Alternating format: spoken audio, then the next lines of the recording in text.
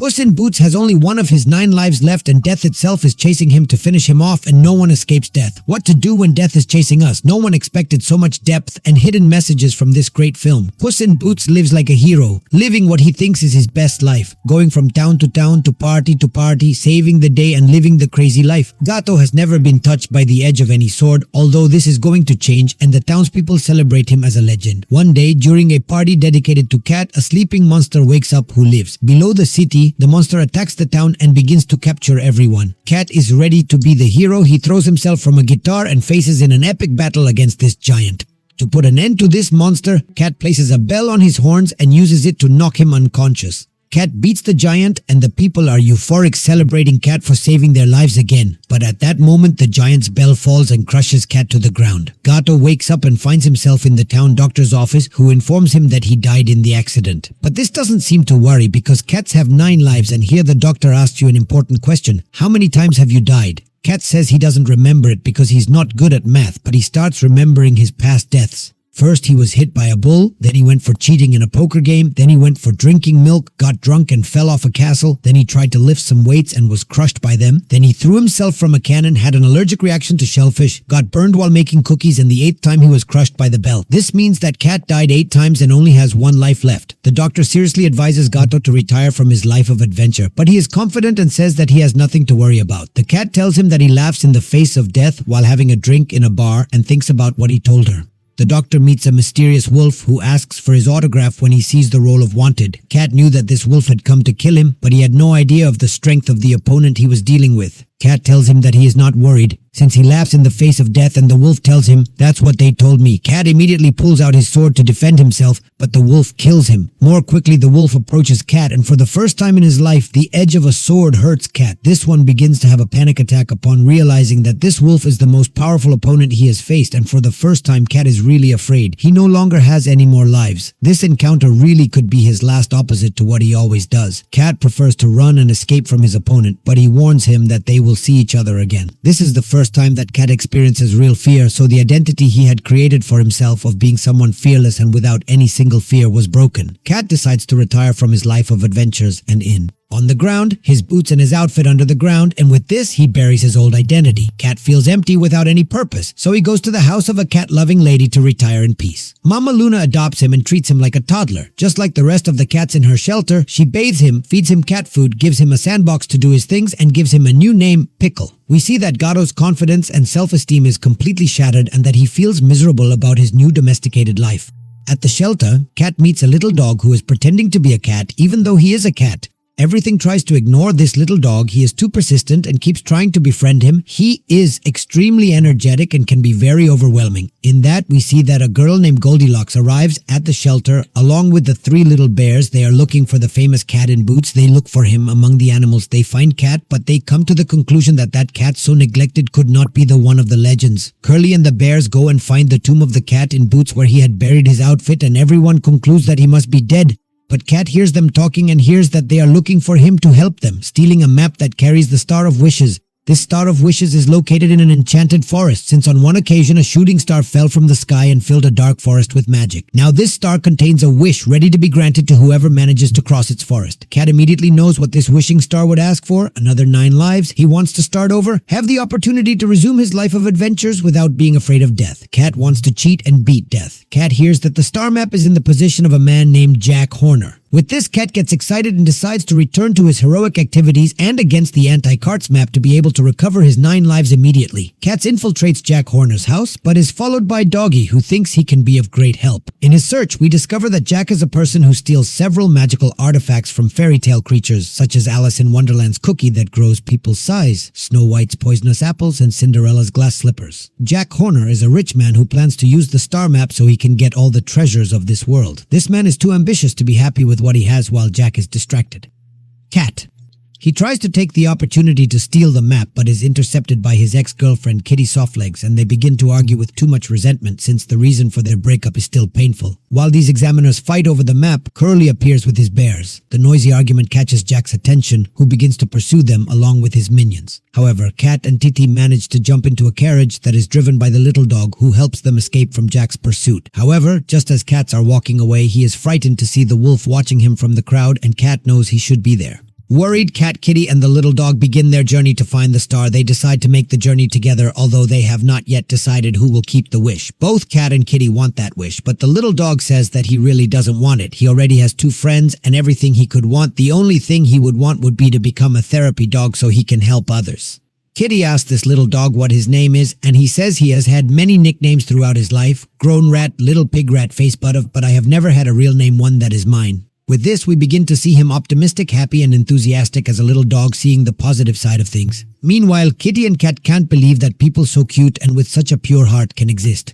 Using the map, enter the forest where the wishing star is located. As they extend the map, they realize that the terrain changes depending on who holds it. Since whoever wants to obtain the desire must earn it, the map modifies its obstacles based on who has it. When Cat holds the map, the path becomes dark and dangerous, with obstacles such as the Cave of Lost Souls and the Valley of Incineration. When Kitty holds him, he also becomes extremely sinister and threatening, with obstacles such as the Abyss of Eternal Loneliness and the Swamp of Infinite Sorrow. However, when Perito has the map, the path is transformed into a happy rainbow land due to his infinite optimism, with places like a rose garden and the river of relaxation, and given this, they decide to give the map to Perito. When these 3 see Curly and the bears arrive in the forest, they start moving faster in their search. When they arrive at the flower garden, Cat and Kitty quickly draw their swords and start attacking the plants, which attack them back. However, Doggy just walks up to the flowers, stops to sniff them, and they clear his way. Cat and Kitty are out of "What's up?" and they consider sniffing roses to be naive and silly, but they do it anyway. Do they ask Doggy why he is so ridiculously optimistic, that what his story is? Perito tells them about his laughter-ridden past. Puppy tells them that even though his family during a game put him in a sock with some stones and sent him down a river, he is grateful for that experience since now he has an exciting story to tell, and that sock became his sweater. Puppy really optimistic since he sees the positive side. Even the most difficult and painful situations in this is extremely different. Here, Tiaga, Torigrito, and the bears begin their whine, and in this one the bears ask Richitos, "What is the wish I want to obtain from the star?"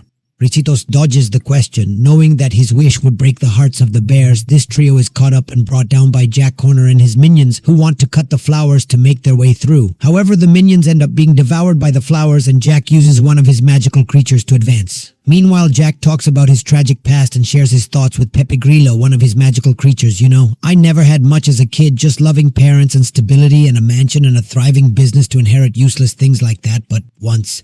Let me get my wish. I will finally have the only thing that will make me happy." Curious Pepe Grillo asks him what his wish is, and Jack answers, "All the magical power in the world. For me and for no one else to receive anything is too much to ask." With this, we see that Jack is the antithesis of Doggy. While Doggy had a really tragic past, he is still a happy and optimistic person. Jack Horner, on the other hand, had loving parents and a great life, but still feels empty and continues his endless search for things that can supposedly fill that void. I find Jack Horner's character fascinating, since the film proposes that there are people who are simply evil because they choose to be, not because they have a past to blame. There is a tendency lately to present villains as broken beings who have a tragic past, but Jack challenged that narrative by being a villain with no external excuse for his evil. This makes Jack an interesting villain, someone really rotten. As they are on the road, we find out that Gato and Kitty ended their relationship because of something that happened in Santa Coloma. Jack and his henchmen capture Doggy and threaten Cat to hand over the map, and they begin an epic battle. Just when Cat has the opportunity to recover the map, he sees the figure of the wolf, gets scared, and runs towards the forest. Out of fear, meanwhile, Recitos manages to keep the map. Cat begins to have a panic attack. Little Dog manages to find him under a tree, and this comforts him to make him feel better, showing that this would be a great therapy dog. Here, Cat confesses to Puppy that he is in his last life, and that is what really scares him, and that is why he is looking for the Star of Wishes. Cat also tells Perito what happened in Santa Coloma and how he betrayed Kitty by leaving her standing at the altar. Cat confesses to him that on his wedding day he did not arrive at church because he felt that there was no place for anyone else in his life of adventures, but he also expresses that he regrets that moment too much and having them. Loved Kitty. Kitty hears this and decides to help him again. When Giggle opens the map, the terrain becomes a very old cabin. Laughter begins to remember how she was a helpless orphan until the bears decided to adopt her as their own family. However, we see that despite the affection the bears have for him, Luisito still has the intention of finding his true family. Cat and his group manage to get into the cabin and retrieve the map, but are discovered by the bears. The whole place begins to change because Cat has the map and he gets trapped inside a gigantic glass cave. The Cave of Lost Souls. Inside the cave, Cat meets up with his old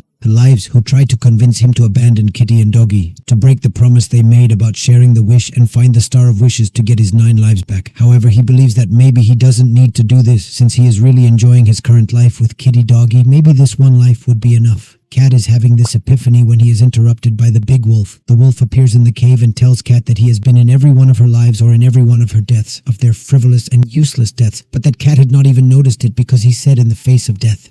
And the wolf says, "Who's laughing now?" The cat understands that the wolf is not a fortune hunter, but that the wolf is death itself and comes for it. Death tells him that he is eager to take him, because even though Cat had 8 lives, he never valued any of them. So Death is there, eager to take his last life. The cat runs for his life, literally determined to get his 9 lives back, even if this means betraying and hurting Kitty again. Meanwhile, Richitos and the bears get lost in the forest, which leads them to have an argument in which Richitos reveals to her the true desire that she wants to obtain from the star. A true one. It was a human family. The bears are surprised, and with a broken heart they had opened the doors to Richitos. They did consider her as another member of their family, but to her that did not seem enough. Still, Mama Bear loves Curly so much that she offers to continue helping her get her wish if that makes her happy. Meanwhile, we see Jack once again, who uses his men as a bridge to cross to the other side of the mountain. However, when trying to take his carriage, all his minions fall to their deaths due to their weight. With this, we see that Jack is really an extremely egocentric person. He wanted anything to get what Gato wants, who now has the map, decides to go for the star. Kitty runs him away and is disappointed knowing that Gato is betraying him. Once again, Cat finally arrives at the wishing star and begins to summon it to ask for his wish. Kitty and Doggy appear while he is saying the words, but Curly, the bears, Jack and his minions also appear, and the final battle for the map and desire begins. In that, the baby teddy bear is swept away by the star's force field, but Laughter sacrifices his chance at obtaining the wish to save the baby, as he finally realizes that the bears are his true family. Just when Cat is reflecting on obtaining his wish, Death appears and catches him in one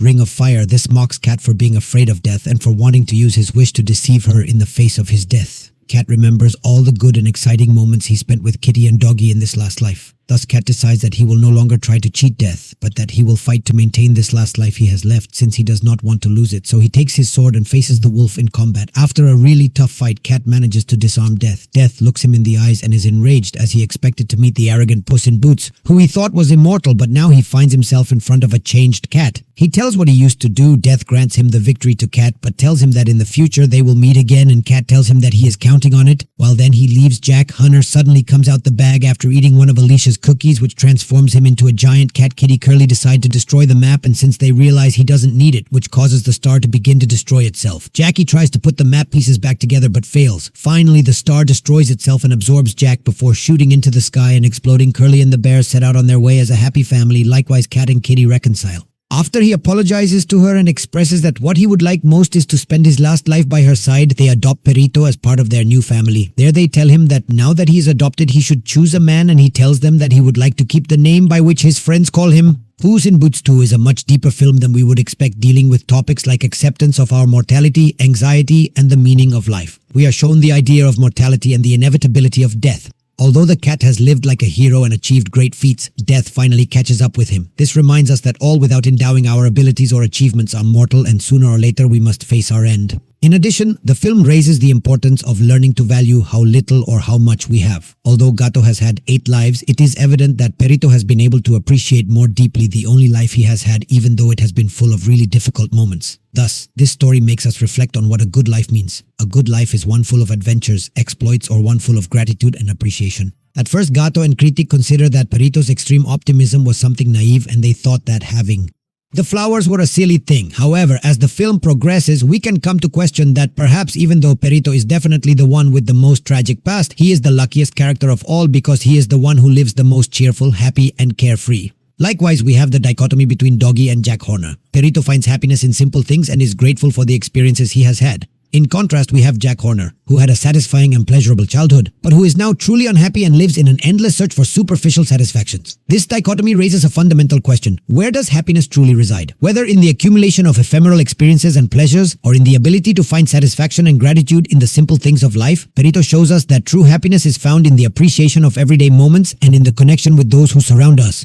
While Jack Horner shows us the perils of constantly chasing the next big thrill without ever finding fulfillment and inner peace. Finally, the theme of wishes and the pursuit of happiness arises, both Puss in Boots and Goldilocks seeking to have a wish from the Star of Wishes. But as the story progresses, we discover that maybe it's not the desire itself that really matters, but the path it takes, and the relationships we build in the process. Cat comes to accept his own mortality and decides that a single life is enough if it is well lived with people you love. Cat. He realizes that the quantity of lives does not determine the quality of existence. Learning from Perito's attitude, Gato understands that valuing each moment and establishing strong relationships with others is what really matters. In the end, Gato embraces his only life and decides to live it in the best way possible with simple but shared experiences. And when you manage to live like this, I think mortality becomes more valuable than immortality.